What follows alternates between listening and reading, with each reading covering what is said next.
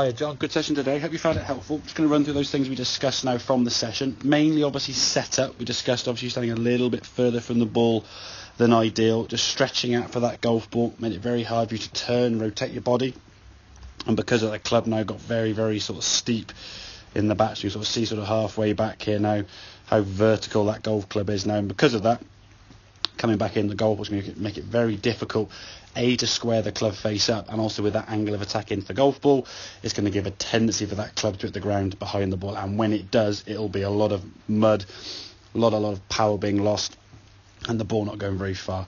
So the focus now is getting yourself set to that golf ball thing a little bit closer. You're just sort of shuffling your feet there into the golf ball there, just letting the arms hang down from the shoulders, feeling a bit more relaxed, takes the tension out your shoulder blades, tension out your back, and then allowing your body now to rotate a little more effectively. And we can see now sort of a similarish position with the hand sort of waist high or sort of mid-chest high, the club now on a much better angle to that golf ball. And because of that, now the club's able to work back on a better plane, a better direction.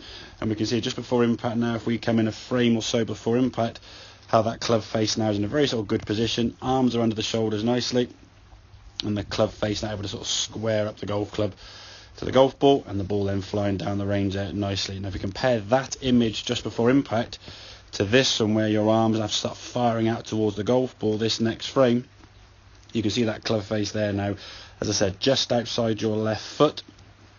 That club is aiming somewhere towards these golf balls, and the sort of last 18 inches, 2 foot of the path of that club, it's got to square up an awful lot now, and if you're not careful, which is more than likely going to happen, that club face being aiming over here, it's going to cause a bit of a slice now to the left. And what will happen as a result of that, you will then start trying to swing the golf club to the right more, which in turn will kind of steepen that angle and encourage more kind of ground first shots. So if we can improve the setup and then focus just on this angle of the arms and hands going back now, we can get a much more efficient angle into the golf ball, starting that ball a bit clean. If we do it the ground behind the golf ball, which we're going to do on occasions, it's not going to be as destructive.